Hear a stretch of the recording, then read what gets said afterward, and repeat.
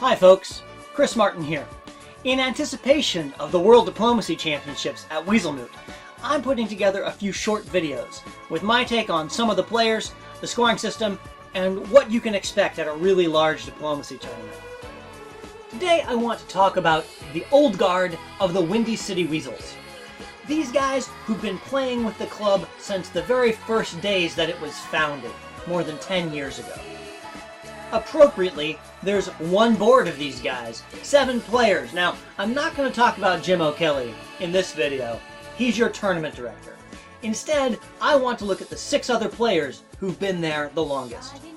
In no particular order: Dan Burgess, Nick Ron, Christian Klein, Kevin O'Kelly, Paul Pignotti, and Matt Sundstrom. Let's take a quick look.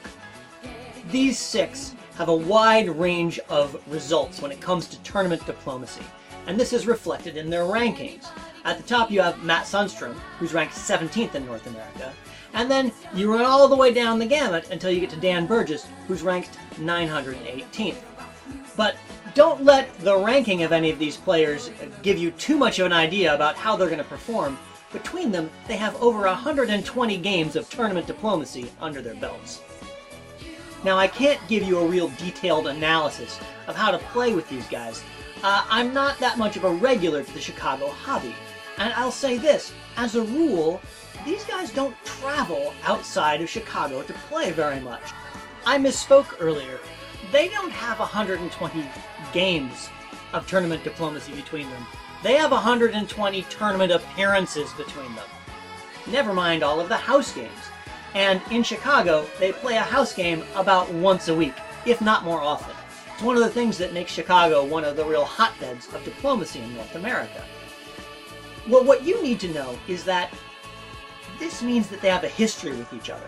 And when you're coming to the table, and you look down and you see that 2 Chicago players are on the same board with you, you've got to know that they're going to have a history. Now, that can be a good thing for you. They might have some kind of history of antagonism.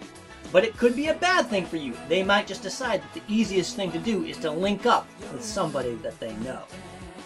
So your job, when you sit down at the table with these guys, in that opening negotiation period, is to figure out what that history is, so that you can use it to your best advantage.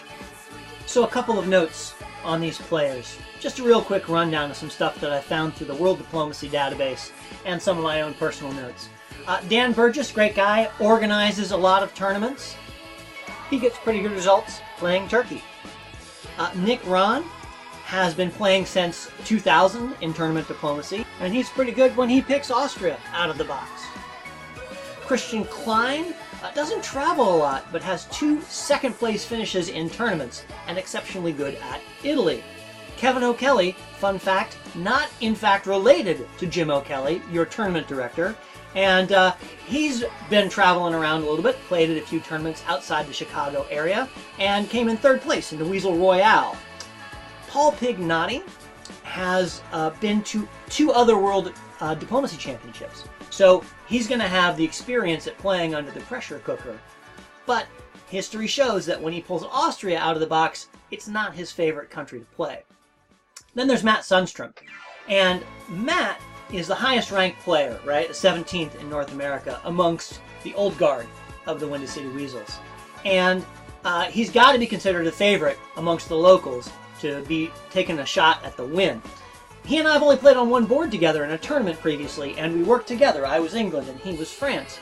And we ended up in a good draw. Each of us had 7 centers. Andrew Goff topped the board at 8 with Ash Anand and the American Peter McNamara. I don't remember a lot about that particular game, but I do know from talking to Matt and seeing him play and seeing him around when I'm in Chicago that he's a really solid all-around player and someone that you want to have on your radar when you show up at the WeaselMoot for World Diplomacy Championships. Well, that's my take. I hope you enjoyed it. If you've got something to add, go ahead and leave it in the comments below. I'm Chris Martin, and I look forward to seeing you at the World Diplomacy Championships at WeaselMoot in Chicago.